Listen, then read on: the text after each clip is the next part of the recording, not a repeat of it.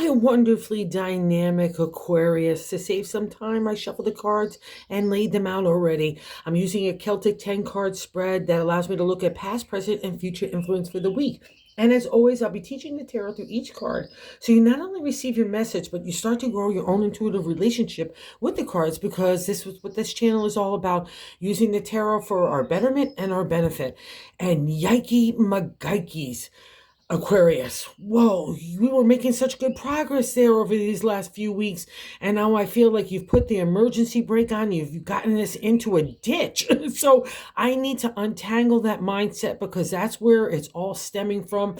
The way that you're thinking about yourself in reflection to other people. And you're not giving yourself the amount of respect and props that you really kind of deserve. And that's what's kind of undermining your own authority within yourself, and allowing all those other people who are really kind of shady McGady and underhanded to get the better of you. And I'm just not going to have it this week. I know you're really tired. I know you feel like you're in a scary, powerless kind of situation, but it's not.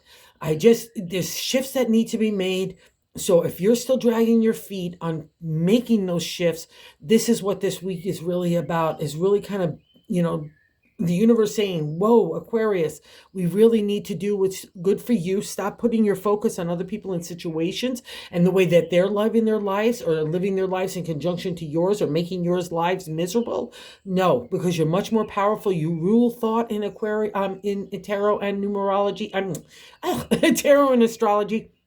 So let's not go there. Let's change that dialogue within, and let's get it into the positive. Let's just get into why I'm saying this, because this reading is crazy McGazy in a way that's being generated by you, and you're the one that controls those thoughts. And again, you rule it. And again, this is why I'm saying about moving on with the heart and the spirit, especially at the forefront. And we get into it right here at the first card placement. The significator, the general gist of the overall reading, is the 10 of Wands. The Wands is our creative energy, imagination, inspiration, ignited into an idea that gets a material reality. And that the 10, we're wrapping up the minor arcana suit of the wands here. And see how this guy has all the wands around him? It's our sense of accomplishment and achievement. It makes us reluctant to move forward, even though we know we need to, because a new circle of life a new wheel of time has to start in the creative. Something needs to flow in a different way. But we're kind of sitting there in a stagnation, a rut almost, even gets comfortable after a while, because we're afraid to make the move.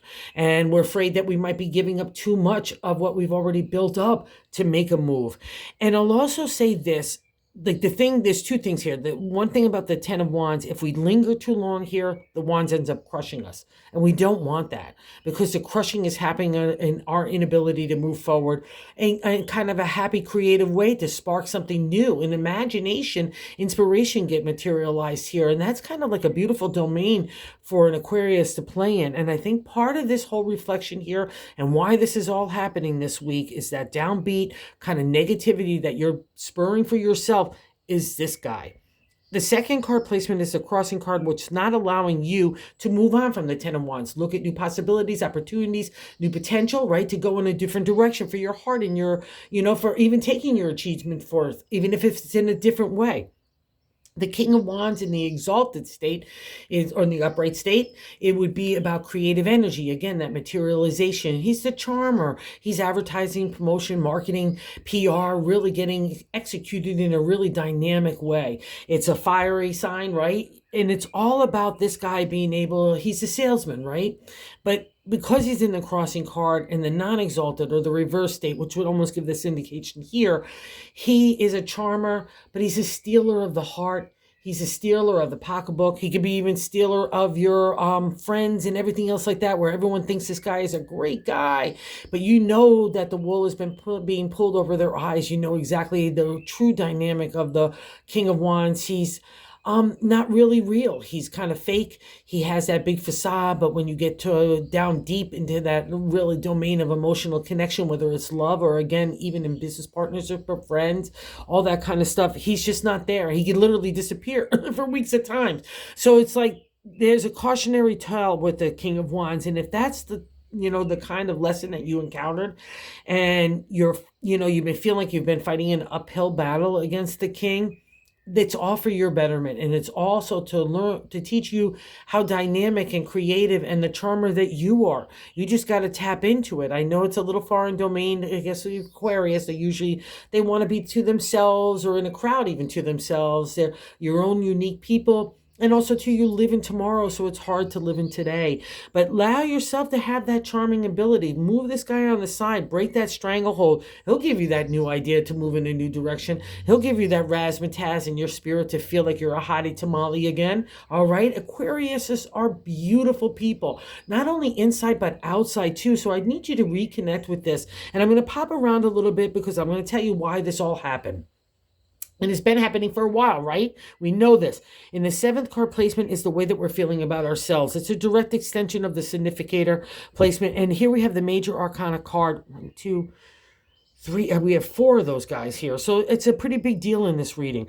And the way that you're feeling about yourself is the Hierophant. Life lesson when you encounter a major arcana card, it's in the present. And the Hierophant is the healer. I take the divine order of God and I make it a material reality in this world, right? He often is depicted in a cave because I want to have a reflection time that's not tainted by outside influences, even though I think that's been happening to you lately as well. But, see how he's half man, half animal. So I've conquered those animal instincts of ego, pride, anger, rage that could lead us in the not right direction down the path. And again, I'm using that intellect along with that kind of intuition of the primal domain of the animal, right, in tarot. And that light is shining on you. He's wearing a crown because there's authority in that connection with God that you have. You've turned into the healer. You've turned into the mentor, the teacher, right? And as the ruler of community and society in the zodiac, right, you are going to have all the different lessons. You're going to have to meet the king in all his dynamic nature and knowing he's, that BS meter is coming up. Like, I know this guy isn't really deep as I get to know him, whatever. And it doesn't matter our gender or whatever that kind of dynamic is. It's all about the intention of the heart. And he doesn't really have a good intention. He just has a facade of self-preservation, not wanting to have other people see his bad side, just keeping up that veil of that, or that curtain of the good guy, like the Wizard of Oz. There's something not so nice behind that curtain, right? And the Hierophant also tells us that if we're trying to stay in rigid thinking or rigid traditions, it's time to break free. So let's say you've been at the same job and you thought, I can't break free from here. I've always done this, or always people expected me to do this, or I've been in a marriage and everyone expects me to be this way, like those archetypical and stereotypical ways that we have to encounter to becoming our own identity and own people, where we have to break those kind of strangleholds. That's another reflection of the Hierophant. So wherever that's kind of boxing you in and not moving forward, especially if the king is playing with your mindset, and I get a reflection of that in the outcome card of how other people are talking, what you think they're talking about you. So again, it's a whole lot of in the mental thought and mental agility, intellect, strategy, analytical thinking are all being applied here, but you rule that domain. So you just need to get settled and really decipher what's real and what's not, or what's important, more importantly, really, what's important to your overall betterment and health, or what's not. And if it's not, or it's not playing with the king, don't bother with it. Take it out of your head, because I get validation of this as well. In the third card placement, at the top of the matter, in the 10 card spread, I like to say God's answer in the Knight of Pentacles. The Knight of Pentacles is the of the royal suit of the domain of the material world. That's the Pentacles. And a lot of people just keep it to work and health and community, but after doing tarot for so long, especially within Aquarius, it touches everything: family, home, relationship, as well as career stuff, as well as the way that we're treating our body and our thoughts, and the way that we are in society. And I feel like you're withdrawing a real lot, and that's been happening over the last few months anyway, Aquarius. And it's really been a push to get you back out there and to believe in your own self-confidence, self-esteem, and self-love, and your abilities. And I don't want you to kind of downbeat that this week, especially because this is really, we're at a crossroads. Either we're going to move forward in a confident and faithful way, or we're going to linger in the past and let other people have domain over our thoughts and our heart. And that's the whole role here. He's like, the Knight says, let's take a ride in new directions. You've been planting seeds for a while. Let's go see how they're sprouting. Let's go see what's the potential and opportunity for our tomorrow's harvest. That rich landscape, the Knight knows where you're going, right? You don't have to know. And also too, I'll say this, because it's the Knight, it offers you a sense of security and protection. Don't be afraid to move in that new direction. It can feel a little rushy sometimes when the Knight comes. It's like God's way of saying, come on, Aquarius, let's start moving here. And And you're like, no, no, no, that horse looks awfully big. I don't know if I can get on it. Yeah, you can. Just swing one foot in the stirrup and then swing that butt over the saddle and off you go. The knight will put his arms around you and say, you're steady, you're safe. Let's go see what's going on with your harvest of tomorrow. And I also am validating it's past people's reflection in the way that you've had to look at people and situations, including those most intimate to you, okay? Whether it's family or friends, whatever that dynamic is, it's been a hard review, okay? And I'm saying that and that's probably why you're getting all this teacher stuff, new directions, because there's a reward for taking up those challenges and trying to do the best thing you can with your intention and your heart. And what this reading really reflects, Aquarius, is how good you've been really trying. And there's a reward for that. So let's not downbeat that, because the Hierophant is there to help bring that divine order, that light on you. And here, I know it's been really tough. In the fourth card, it's a base card, the base of the matter in the 10-card spread. And we've got the 5 of Cups here. The good luck in numerology and tarot is 5, but there's always a conflict or something to get over in the minor arcana. And here in the domain of the cups, it's our heart, our love, our emotional flow, our vulnerability, our compassion, our gratefulness, our intuition, our psychic ability. Dream world is all under the domain of this beautiful card of the cups, right? But in the 5 of Cups, it's the only time you'll see the cups turned over in the journey, okay, of the cups, because we got to get real. We've got to look at people and situations in a realistic light. But what's nice about it, there's always 1 or 2 cups still standing, and that's more of like not only the potential and opportunity for your heart, but you've defined your heart, where your emotional flow will go and will it not go. It's sometimes easy to think what you want, but sometimes we have to kind of bite something or test the apple or whatever it is to know what we don't want and say, oh my God, I don't like the characteristic, or I don't like the way that person is, or I don't like the way that the king fools people that they think he's one way, but treats me a different way, okay? That would be a reflection of the 5. So get that good luck. I know you've been looking at this for a while now, so it means that you're getting the good luck, so trust it. Let's not move back into Shadowland anymore, because you're moving out of it. That's the whole reflection. I've got so many cards here that say that divine light, that spotlight of God in the universe is shining on you, so I want you to kind of get into that warmth, believe it, get whatever gets you into that place of self-confidence, self-core. God only wants the best for us, right? And that's the same thing here as this. And you're really feeling razzmatazzy. That's evident here in the 5th card placement of what's leading our life is the world. It's a major arcana card, so life lesson as well, but it's not any major arcana card.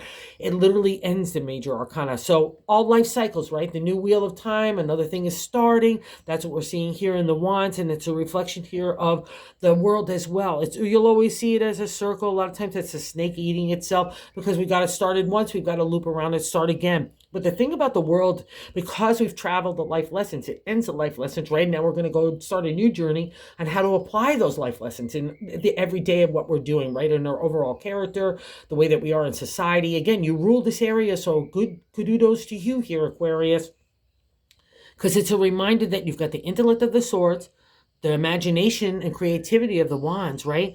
The money capabilities and the abundance of the pentacles, and make that materialize anything in the real world. And there's that divine cup of your beauty of your heart, right, in your spirit. And that's what's been the lesson for Aquarius, not just to live in the intellect for so long, allowing that heart, allowing yourself, again, like being vulnerable, compassionate, understanding different perspectives, viewpoints. You've been working really hard on that. And that's how you get to the world. So pat yourself on the back. Good job here, Aquarius. And now we enter the 6th card placement of what is happening right now. Another major arcana card, and it's sitting on top of another major arcana card in the bonus. And I'm going to hop around here as well, getting down to that bonus. So the Moon card is one of the toughest cards in the tarot deck to me, and not even just the major arcana. It brings you into Shadowlands. It has you facing your most deepest fears, your primal fears, your anxiety, insecurities all get manifested into the Moon. It's like she's meant to scare the living daylights out of you, so you're not scared anymore. She has you walking in dark Shadowland, mystery land, of that land of subconscious dream world, right? We even feel like we get disconnected, ironically, in our intuition, but that's all her purpose.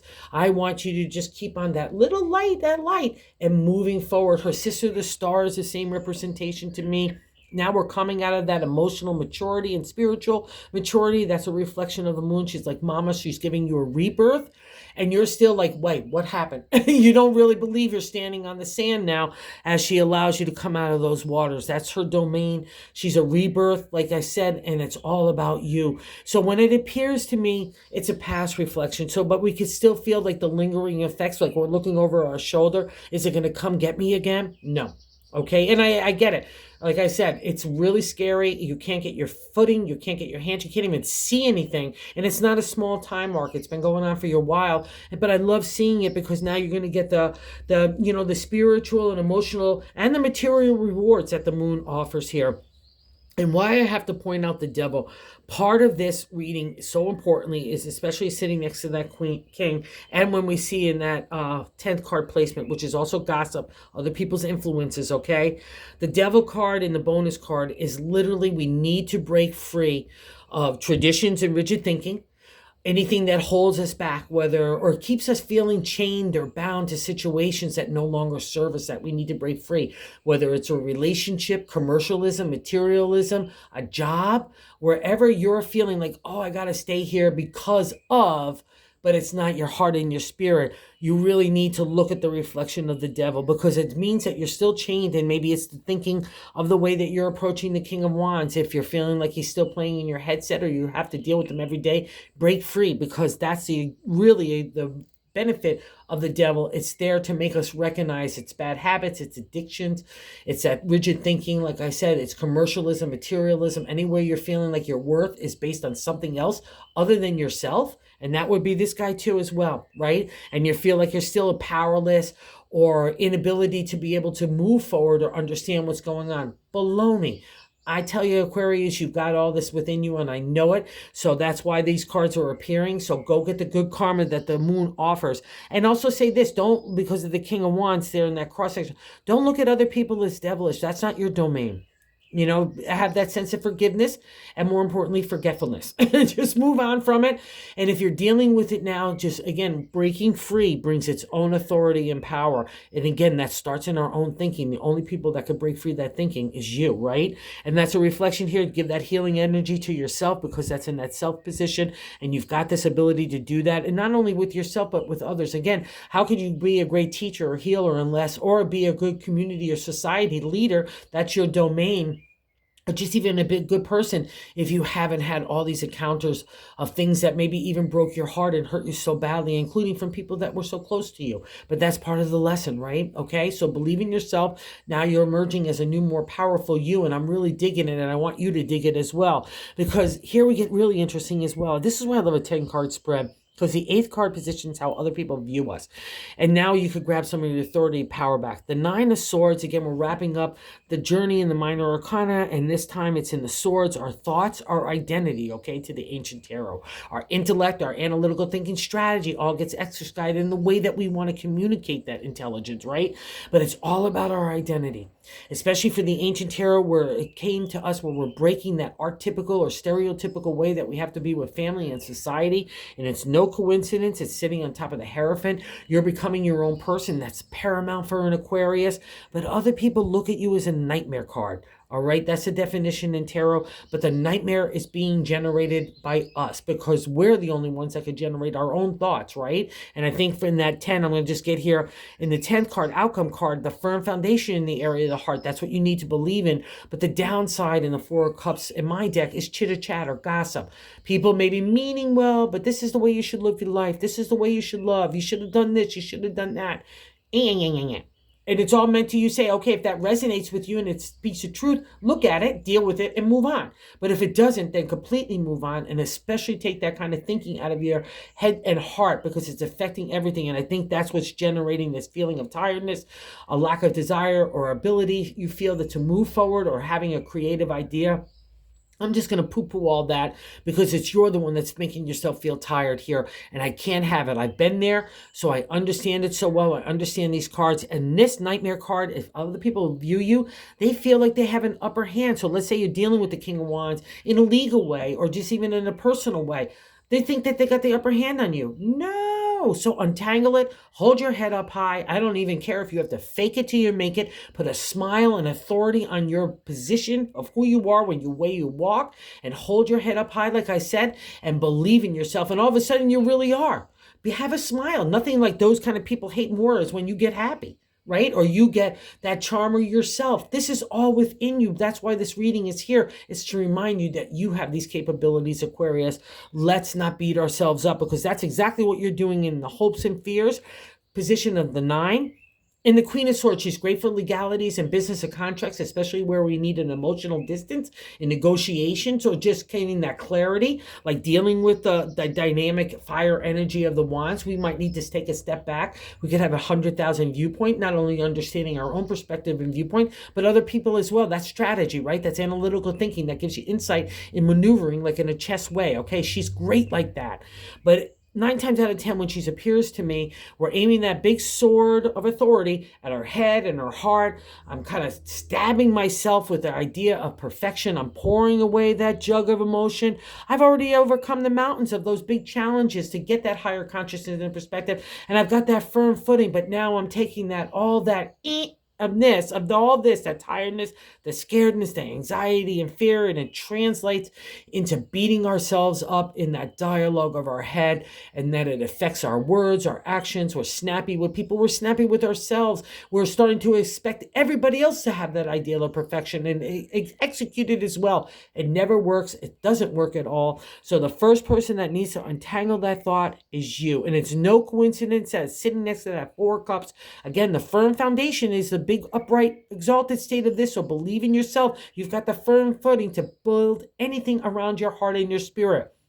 But you're allowing that intellect, which is kind of the ruler, like I said, of Aquarius, but you can't get the better of you. Again, the exalted state in the swords, or the big achievement state, is balancing heart with intellect, intuition with logic. That's where, and compassion with the truth, right? You can have a hard truth, but you don't have to deliver it with a harsh tongue. So again, wherever that's reflecting on you, that push, that conflict, that friction is pushing on you to get the better of you, but to make you better, the healer, right? Okay, to rise above these kind of chitter chatters, if that's what's doing it, especially if it's past reflection stuff that's still plaguing your mind. Get rid of it, okay, Aquarius? You rule it. And don't let the devil is here literally to make us, remind us to break free wherever that is. And it's breaking free first and foremost in our thoughts. Again, the only one that controls it is you, but I believe it's in your capable hands, your capable heart, and your capable mind that you could do anything. And I want you to believe that, because that's where your power lies, because you can. Okay, Aquarius, thank you for visiting the channel. Thank you for watching. Thank you, everybody. Thank you, everyone that subscribed as well. It's so super cool. We're growing the channel to reach other people about tarot. It's just awesome. And if you like this content, and if you haven't subscribed, if you would consider do so, I guess that's how the YouTube algorithm works. So we're just getting all that together. So thank you so much, you guys.